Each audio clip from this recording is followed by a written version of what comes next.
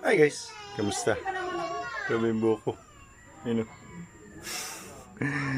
Kamusta kayo? Magluluto naman tayo. Favorite ko.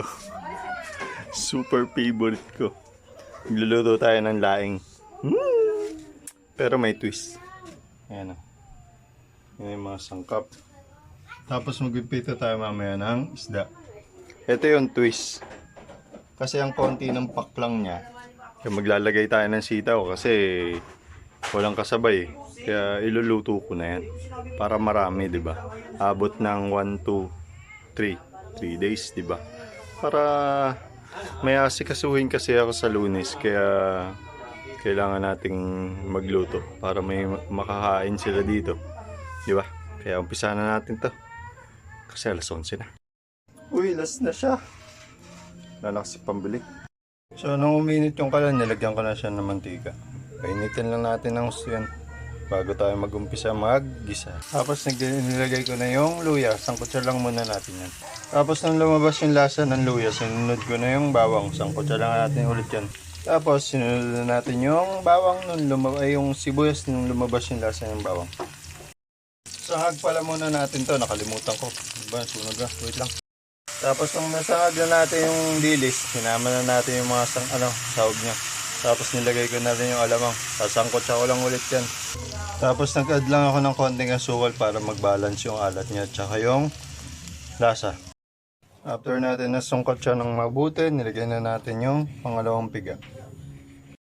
Tapos nilagay na natin yung pampalasa natin, betchin, chicken cubes, tsaka paminta. Pakukuloyin lang natin yan bago natin ilagay yung paklang, yung tangkay.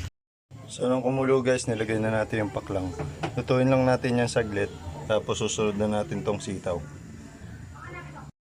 So pwede na yung paklang guys or yung tangkay. Pwede na natin ilagay itong sitaw. Para sunod na natin to. Kasi magpiprito pa tayo mamaya. So okay na guys, haluin ko lang muna yan. Tapos tatakpan natin ulit. Balikan natin ulit yan after 30 minutes. So guys, okay na yan. Pwede na natin ilagay ito. Kasi ito matagal eh. So okay na guys. Tatakpan ko lang muna yan, mabalikan natin yan mamaya bago natin halo-halo ng konti. So guys, pwede na yan. Lagay na natin yung unang piga. Wait lang. So okay na guys, pakukuloyin lang natin ang gusto yan. Pansin nyo walang sili kasi kakain yung mga bata eh. Kaya okay na yan. Balikan natin ulit mamaya. So okay na yan guys, salang na lang natin ulit mamaya. Nagsalang na muna ako ng kawali para maprito natin yung isda. Tapos nagbigay na tayo ng mantika. Painitin lang natin ng gusto yan. Mag-umpisa na tayo magprito. So okay na guys. Bibili na ako ng suka para dito. So guys, magprito na tayo. Ito pa. Tapos meron pa rin. Balikan natin mamaya. Pareho naman. So guys, pwede na yan. Babalik ko lang to. Wait lang. So okay na guys. Nabalik na natin. Tapos nagbigay na rin ako ng suka. Pakuloyin lang natin ng gusto yung suka. Balikan natin mamaya. So paano guys? Nakaluto na tayo. Ayan. Yummy! Lalo na to. Sarap. Tara, kain tayo. Sa launa na.